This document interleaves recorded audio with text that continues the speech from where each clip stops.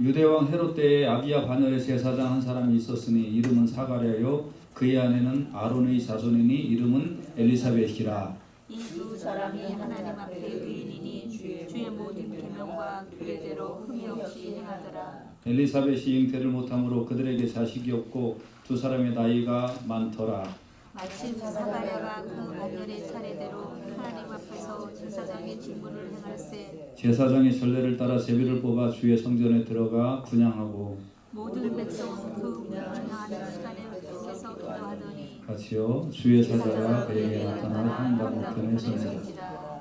하나님 감사합니다. 이 시간에 우리가 주님과 아름다운 동행이 있게 하여 주시고 또 내 옆에 있는 사람과 아름다운 동행이 있게 하시고 여호와의 율법과 동행이 있게 하여 주시고 주의 종과 기도로 동행하도록 은혜를 더하여 주시옵소서. 그럴 때 하나님께서 응답해 주시는 놀라운 축복과 주님이 함께 하시는 나의 인생을 동행하여 주시는 은혜를 맛보게 될 줄로 믿습니다. 하나님 이 은혜를 우리에게 허락하여 주시옵소서. 예수님 이름으로 기도합니다. 아멘. 아멘. 아멘. 아름다운 동행이라는 제목으로 같이 하나님 말씀 나누기를 원합니다. 여러분과 저는 누군가와 무언가와 함께 인생은 동행하게 되어 있습니다. 혼자 살 수는 없어요. 하다못해 너무 외로우면 개나 고양이라도 데리고 살아요. 혼자 사는 건 너무나 힘든 거예요. 그런데 이 애완동물 데리고 사는 것도 좋지만 사람이 사람하고 같이 잘 살아야 돼요. 사람하고. 애완동물은 뒷간에서나 키우는 거지 이게 그냥 더 이상 얘기 안 하겠어요. 네. 사람이 자기 자식은 굶겨 죽이고 애완동물은 잘 키우고 그런 미친 세상이 되어가고 있는데 그 정말 미친 세상이에요. 사람이 사람과 잘 동행해야 될 줄로 믿습니다. 사람과. 네. 그리고 1차적으로 이제 부부하고 잘 동행해야 되고 그리고 우리가 하나님의 말씀을 잘 가슴에 새기고 그 말씀을 내 가슴에 두고 말씀과 동행해야 그의 인생이 똑바로 살게 되는 줄로 믿습니다. 이 지고지대로 살아서 잘 되는 인생 하나도 못 봤어요. 그 다음에 우리가 다른 성도와 잘 동행해야 돼요. 네. 그러면 하나님께서 동행해 주시고 부족한 것을 채워주실 줄로 믿습니다. 그래서 오늘 본문을 통해서 사가랴와 엘리사벳 부부는 어떻게 동행했는가 이걸 살펴보면서 은혜를 받으시길 주의 이름으로 축복합니다. 첫째, 이 부부는 부부와 동행이 잘 이루어졌다. 유대왕 헤롯 때에 아비야 반열의 제사장 한 사람이 있었으니 이름은 사가랴요 그의 아내는 아론의 후손이니 이름은 엘리사벳이라. 제사장은 아론의 후손들이 했는데 아비야 반열이라는 것은 8번째 반열이에요. 반열 디비전이라고 하는 이 반열이 24개의 반열이 있는데 그 중에서 아비야의 반열은 8번째 순서였어요. 그 중에 제사장이 한 사람이 있는데 사가랴의 뜻은 여호와께서 기억하신다. 엘리사벳은 내 하나님은 명세의 하나님이다. 즉 하나님은 약속을 지키는 하나님이다 라는 뜻이에요. 그러니까 둘 다 이름이 얼마나 좋아요. 그런데 이들 부부는 다 제사장 가문이에요. 당연히 사가랴는 제사장이니까 제사장 가문이겠죠. 엘리사벳은 아론의 자손이니 당연히 또 제사장 가문이겠죠. 제사장은 이스라엘 대생의 처녀와 결혼을 하게 되어 있습니다. 레위기 21장에 보면 자기 백성 중 처녀를 취하여 아내를 삼아 라고 했어요. 그런데 반드시 제사장의 지완하고 결혼하지는 않아도 돼요. 그런데 이제 엘리사벳은 자기가 제사장 집안이니까 자기가 제사장한테 시집을 안 가도 돼요. 그런데 자기 제사장 집안이니까 꼭 제사장한테만 결혼하라는 법은 없는데 제사장을 만나서 결혼을 한 거예요. 근데 자기가 제사장 집안에 있으면 제사장이 얼마나 힘든, 인간적으로 말하면 이게 고통스러운 직업이라는 거 잘 알잖아요. 여러분, 이 백성들을 위하여 그 성령의 제사를 드리고 기도하고 한다는 이 일이 보통 어려운 일이 아니에요. 저는 솔직히 얘기해서 제일 부러운 친구들이 대학에서 가르치는 친구들이에요. 왜 부럽냐면 1년에 어쨌든 무턱대고 석 달, 넉 달은 약속된 노는 날이에요. 근데 그게 부러운 게 아니라 이게 한번 박사를 따놓으면 자기가 가르치는 과목이 웬만해서 안 변해요. 그러니까 한 학기 끝나고 다음 학기 뭐 비슷한 거 가르쳐요. 뭐 특별한 거 없어요. 근데 이 목사는 매주마다 설교를 준비해요. 매주마다. 그래서 전 대학 교수 하는 친구들이 제일 부럽다 하는 그런 생각이 좀 들어요. 그리고 자기 학생들 악점으로 무기를 삼을 수 있잖아요. 근데 이 목사는 영혼을 위하여 끊임없이 기도해야 되고 매주 설교 준비해야 되고 이걸 계속 반복해야 돼요. 제사장의 역할도 마치 비슷한 역할이기 때문에 이 삶 자체가 넉넉한 삶이 아닌 거예요. 그런데 이 둘이 만나서 결혼을 했어요. 제사장이 돈을 많이 벌거나 사회적으로 출세하는 위치가 아니고 평생 하나님을 섬기고 백성들의 죄를 위하여 대신 용서를 구하고 제사를 지내야 되는 막중한 책무가 있는 반면에 몸은 고달프지만 거기에 대한 그런 보상이 이루어지지 아니하는 이런 직책을 알고 엘리사벳은 결혼을 하고 제사장, 자기 남편이 그 제사장 직분을 잘 감당하도록 도왔고 사가라는 평생을 그 제사장 직분을 잘 감당을 했다. 사가랴가 버무리가 되어서 말을 하지 못할 때 자신이 출산한 아들이 할례를 받고 이름을 지어야 될 때에 엘리사벳이 요한이라고 합니다. 그리고 다른 사람들이 사가랴 이세라고 했어요. 많은 사람들이 우리 집안에는 요한이라는 이름이 없다. 사가랴 이세라고 하자. 이렇게 할 때 남편의 뜻을 따른 거예요. 그래서 남편이 말 못하니까 남편의 이름의 뜻을 따라서 요한으로. 아내는 평생 남편 뜻을 따르고 남편은 아내를 돌보며 제사장의 직분을 잘 감당했다. 여러분, 잘하든 못하든 평생 잘 감당했다라는 것 자체가 중요한 일이라. 그래서 아내는 남편의 뜻을 따르고 남편은 아내를 돌보고 그래서 제사장 직분을 잘 하도록 그렇게 내조해주는 이 아름다운 부부의 동행이 있었다는 거예요. 여러분, 이왕 결혼했으면 아내는 남편을 순종하고 남편 아내를 사랑해서 아름다운 동행이 있기를 주의 이름으로 축복합니다. 오늘날 그냥 뭐 툭하면 헤어지고 툭하면 헤어지는 이런 시대를 만나서 베드로전서 3장 1절에 보면 아내된 자들아 이와 같이 자기 남편에게 순복하라. 자기 남편에게 순복하라. 여자가 결혼한다는 게 무슨 뜻인지 알아요?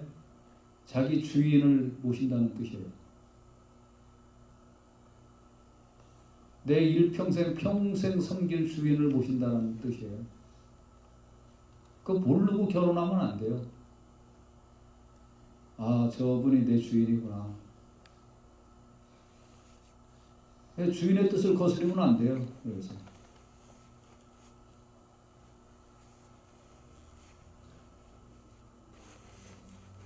그러면 또 얘기하죠. 아이 멍터리로 얘기하는. 근데 남편이 주님의 뜻을 따라야 돼요. 그러도록 또 기도해야 돼요. 베드로전서 3장 7절에 보면 남편 된 자들아 이와 같이 지식을 따라 너희 아내와 동거하고. 여기서 지식이 뭐예요? 아내는 나보다 더 약하다.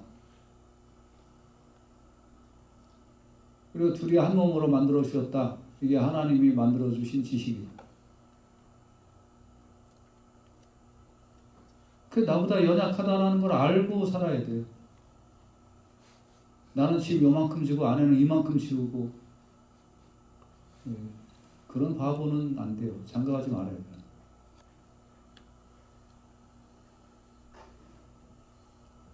그래서 아름다운 동행이 있어야 돼요. 아내는 일평생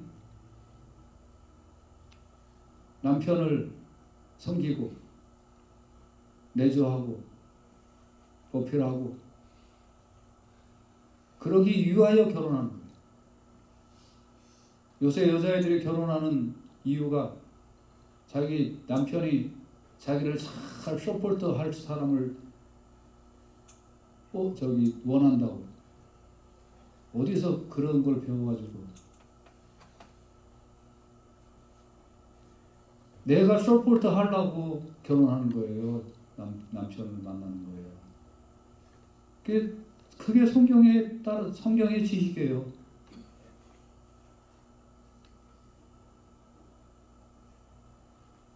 그리고 남편은 이 지식을 따라 아내와 동거하고. 그래서 이 아름다운 사가랴와 엘리사벳 부부가 아름다운 동행이 있었다.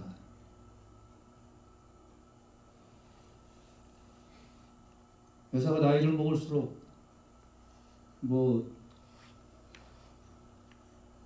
남성 호르몬이 많아지고 남자는 여성 호르몬이 많아진다고 여자가 큰 소리 치는 걸 당연하게 여기고 그러지 마요. 그럴수록 절제해야 돼요. 아, 내가 절제하라는 뜻이구나.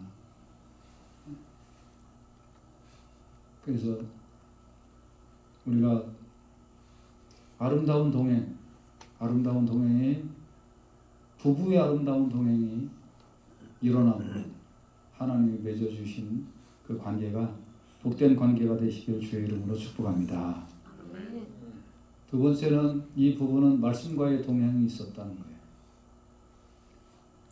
이 두 사람이 하나님 앞에 의인이.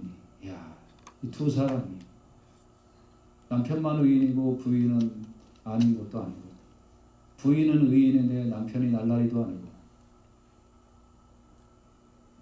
이 두 사람이 하나님 앞에 의인이. 어떤 부분은 부인은 참 하나님 뜻대로 살려고 그러는데 남편은 날라리.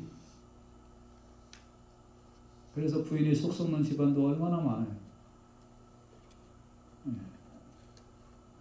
겉으로는 교회에 멀쩡하게 다니는데 속을 들여다보면 완전히 날라리.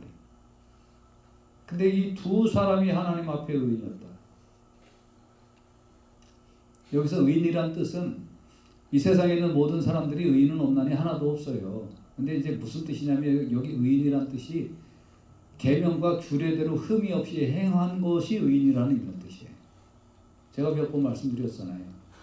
칼리지에 영어 배우러 다니는데 교수가 나눠준 수업 계획서, 언제 시험 보고 언제 레포트 내고 언제까지 숙제 내라 이런 그 실러버스를 내주는데 여기서 고등학교 멀쩡하게 나오고 영어 잘하는 애들이 나보다 점수가 낮은 건 걔네들이 나보다 영어를 못해서가 아니라 나보다 영어를 10배, 20배 잘하는데 걔네들이 점수가 낮은 이유가 뭐예요? 교수가 하라는 대로 시험도 안 봐, 레포트도 안 내, 퀴즈도 안 풀어, 독서도 안 해. 그러니까 영어는 나보다 10배, 20배 잘하는데 점수가 낮은 이유가 교수가 하라는 대로 안 했기 때문에 낮은 거예요. 여기서 하나님 앞에 의인이라는 말은 계명과 규례대로 흠이 없이 행했다라는 뜻이지 모든 행위가 완벽했다라는 뜻이 아니에요. 여러분과 저는 하나님 앞에 완벽한 인간은 하나도 없어요. 그렇지만 하나님이 하라고 말씀해 주신 계명과 규례대로 흠이 없이 행하면 하나님이 그거를 보시고 인정해 주시는 줄로 믿습니다. 할렐루야. 그래서 믿음 좋다는 게 별거 아니에요. 교회에서 하라는 거 잘하면 믿음 좋아지는 줄로 믿습니다. 믿습니까? 말씀 열심히 듣고 자기를 치고 하면 믿음 좋아지는 거예요. 근데 이 두 사람이 손발이 맞아서 계명과 규례대로 흠이 없이 행했다는 거예요. 이렇게 하는 게 맞지? 맞아요. 그렇게 합시다. 이렇게 하는 게 맞아? 맞아요. 그렇게 합시다. 하고 두 부부가 말씀과의 동행이 이루어졌다 이거예요. 부인은 하나님 뜻대로 살자고 하는데 아 괜찮아 그렇게 안 해도 다 괜찮아 하고 방해하는 게 아니고 말씀과의 동행이 이루어졌다.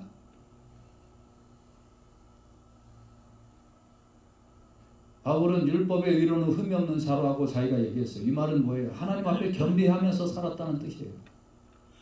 사람이 어떻게 그럴 수 있냐고요? 그럴 수 있어요. 마음과 생각과 뜻을 모으면 그렇게 할 수 있어요. 약속도 100번 약속해서 한 번 정도 못 지키고 99번 지키는 사람이 있는 반면에 100번 약속했는데 99번 안 지키고 한 번 지키는 사람이 있다니까요. 왜 그런 줄 아세요? 그 약속에 뜻을 두지 않으면 못 지켜요. 평생 못 지켜요, 약속. 어떤 약속을 해도 늦어. 아니면 안 오거나.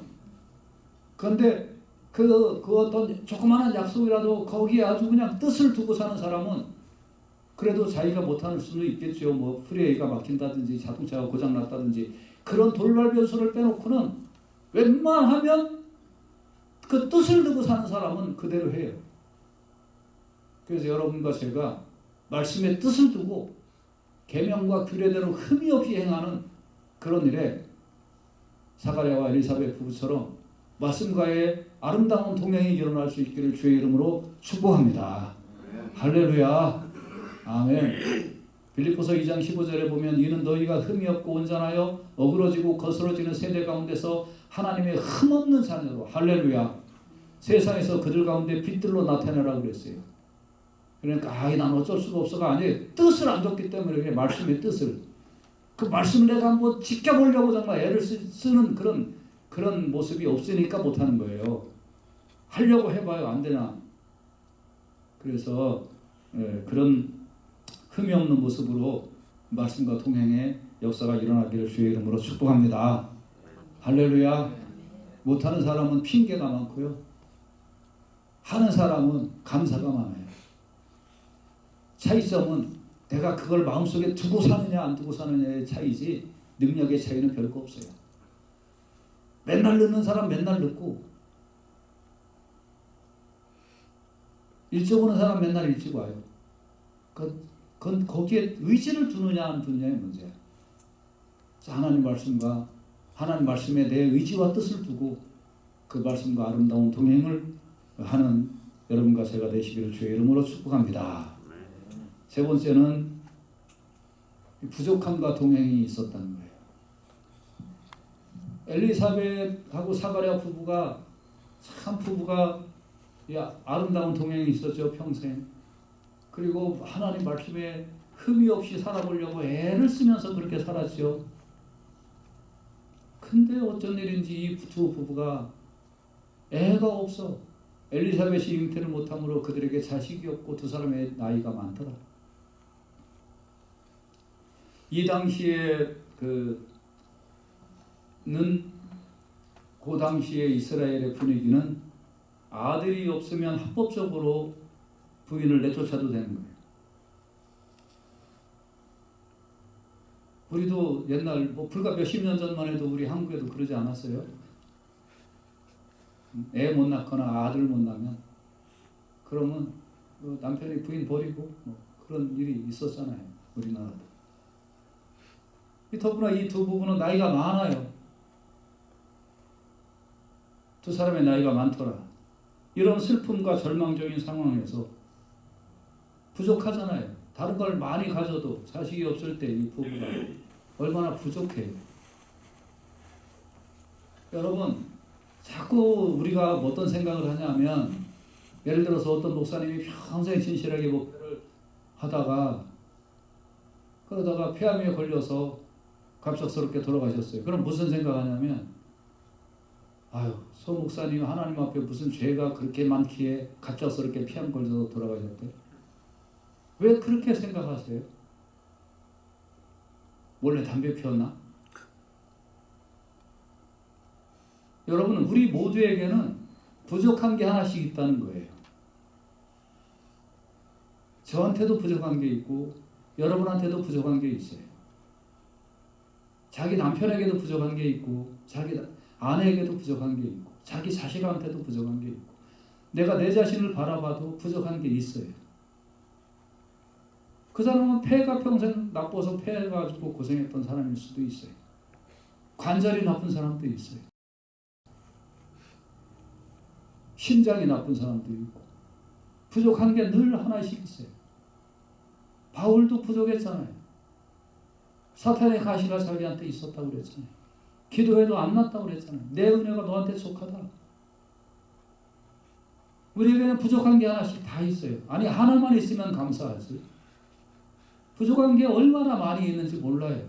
사가랴와 엘리사벳 부부가 아름다웠고 정말 아름다운 동행이 있었고 하나님 앞에 그들이 말씀 앞에 경비되어서 그렇게 평생을 살았지만 부족한 게 있듯이 여러분과 저는 아무리 우리가 하나님 앞에 많은 걸 받고 은혜와 축복을 받았어도 부족한 것이 있다. 그러니까 이 부족한 것이 있는 것이 인생이라는 걸 알고 부족함과 동행할 수 있기를 주의 이름으로 축복합니다. 부족함과 동행해야 돼요. 내 남편은 완벽해야 돼. 그럼 거기서 문제가 생겨요. 내 부인은 완벽해야 돼. 내 자식은 완벽해야 돼. 자식을 달달달달 볶아.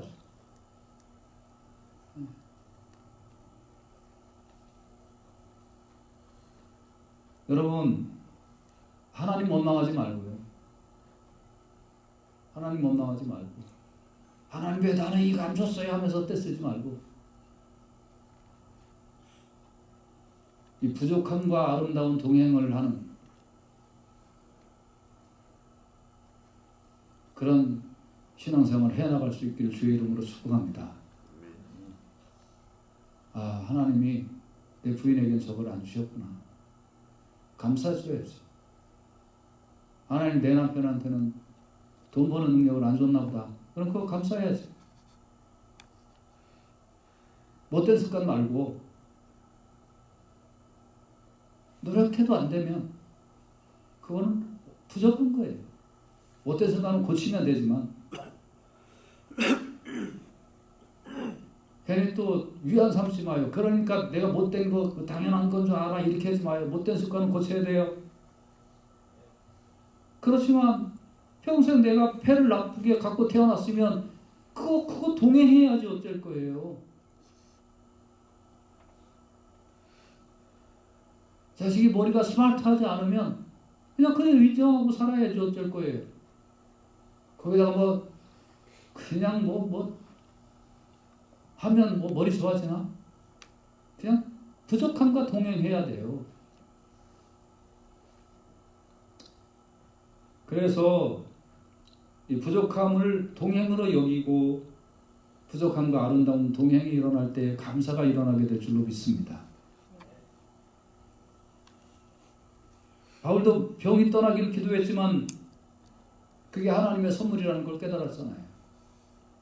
고린도후서 12장 7절에 보면 여러 계시를 받은 것이 지극히 크므로 너무 자고하지 않게 하시려고 내 육체에 가시고 사단의 사자를 주셨으니 이는 나를 쳐서 너무 자고하지 않게 하려 하심이라.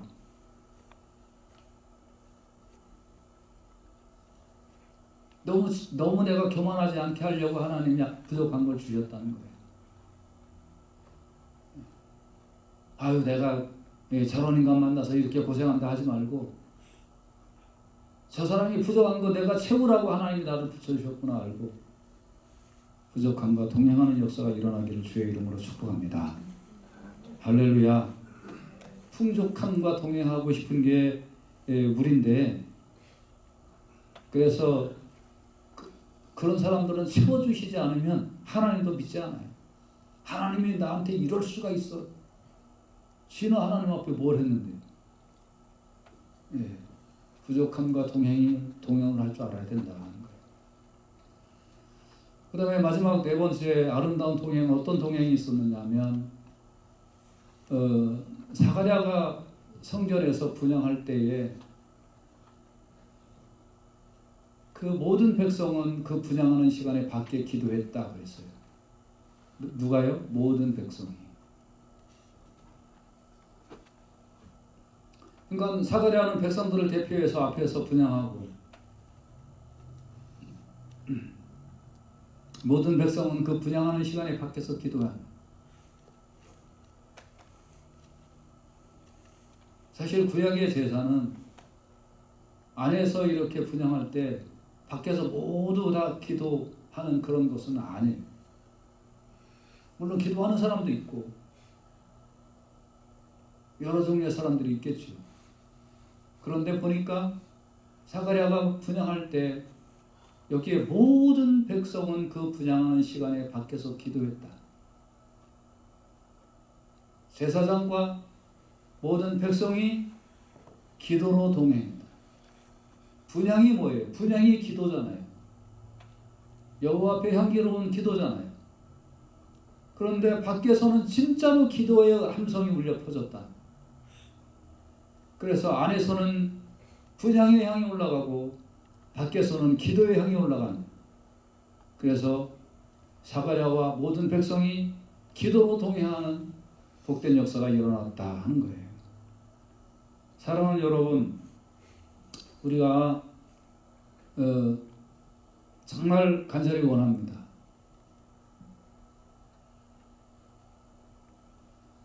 우리가 기도로 동행하면 하늘문이 열려질 줄로 믿습니다. 기도로 동행해야 돼요.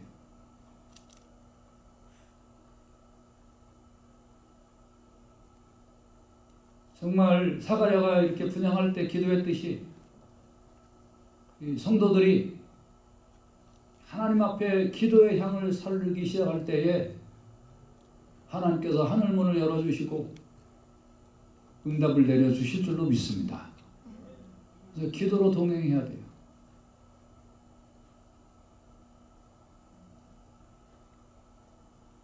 저 한국에서 목회도 해보고 미국에서 목회해보는데 한국 목회는 솔직히 재밌어요. 솔직히. 그 재밌다는 말은 정이 있어요. 꼭 받아서가 아니라 연말이 되면 1년 동안 목사님 수고하고 고생하셨어요. 아이고 구두가 떨어졌네요. 구두 양복이 다 끄덕끄덕해졌어요. 양복.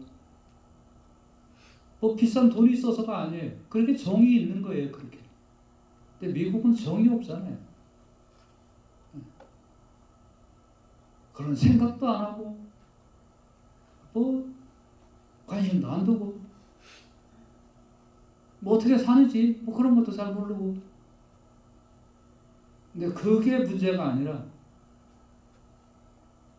한국에서 목회할 때는 기도하러 모이자 그러면 뭐예요?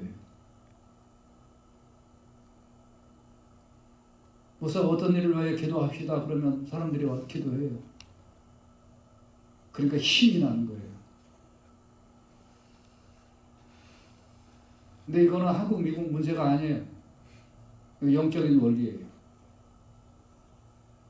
모든 백성이 기도로 동행할 때에 제사장은 힘이 나고 하늘의 문은 열려지게 될 줄로 믿습니다. 그래서 기도로 동행하는 게 가장 아름다운 동행이에요. 뭘 맛있는 걸 뭐 사주고 비싼 걸 사줘서가 동행이 아니라 기도로 동행해야지 아름다운 동행이에요.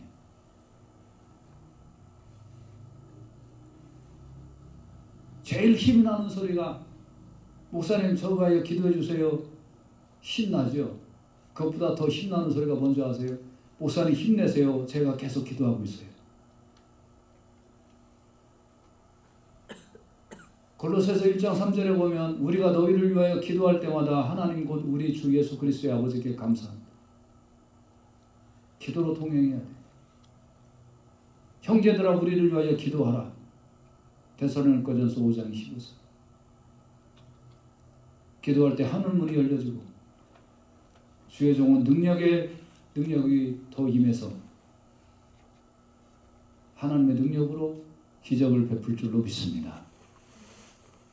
기도로 동행의 역사가 일어나야 된다. 자, 이제 그렇게 아름다운 부부의 동행이 있었고 이 말씀과의 동행이 있었고 부족함과 동행이 있고 기도로 동행하니까 어떻게 됐을까요? 그 분향하던 그때에 주의 사자가 분향단 옆에 서는 모든 백성의 기도를 받고 예배를 받고 사자가 분향단 앞에 서는 그런 임마누엘, 물론 예수 그리스도가 육신을 입고 이 땅에 오신 것이 완전한 임마누엘이지만 하나님의 사자가 임했다는 것은 하나님이 그 예배를 받으셨다는 거예요. 하나님 백성들의 죄를 사했다는 거예요. 하나님이 문제를 해결해 주시겠다는 거예요. 하나님이 그 사람들의 모든 모인 그 기도를 들어주시겠다는 응답의 역사인 줄로 믿으시길 주의 이름으로 축복합니다. 그래서 주의 사자가 섰다는 거예요. 내려왔다는 거예요. 여러분, 그러니까 부부가 서로 동행하고 말씀으로 동행하고 부족함과 동행하고 기도로 동행하는 게 이게 전부 다 뭐냐면 그리스도인들이 하나님을 가까이 하는 방법이더라 이거예요. 믿으시면 아멘. 할렐루야. 부부가 서로 미워하지 말고 혼자 있을 때 말씀으로 동행하고 부족한 게 있어도 그거를 동행하고 기도로 주의 종과 동행하는 게 하나님을 가까이 하는 방법이더라 이거예요. 그러하면 너희를 가까이 하시리라. 할렐루야. 주의 사자를 내려보내서 내가 너희와 함께하고 있다는 것을 보여주시는 사건이 일어났다는 거예요. 그래서 여러분, 우리 이런 삶을 우리 교인들의 삶으로 예배 때마다 하나님의 은혜를 받으시고 성령 충만함을 받으시고 복된 감격의 역사가 일어나시기를 주의 이름으로 축복합니다. 우리가 하나님과 동행하려고 할 때 하나님이 내려오셔서 우리와 동행하신다는 거예요. 하나님을 가까이 하려고 할 때 하나님이 우리와 가까이 하신다는 거예요. 부부가 뜻을 맞아서 율법의 행위대로 의롭게 살려고 애를 쓰고 할렐루야. 어기장 놓지 말고 애를 쓰고 부족함이 있어도 주여 감수해 나가겠습니다 하고 애를 쓰고 주의 종을 향하여 기도의 함성을 높일 때 그게 하나님을 가까이 하는 동행하는 일이 일어났다라는 거예요. 그러니까 하나님이 우리와 함께 해주시고 우리와 동행하시더라. 우리 교회가 이 거룩한 공동체가 되어 하나님과 동행하는 아름다운 동행하는 그런 우리 교회 모든 성도님들 다 되시길 주의 이름으로 축복합니다. 같이 기도합시다.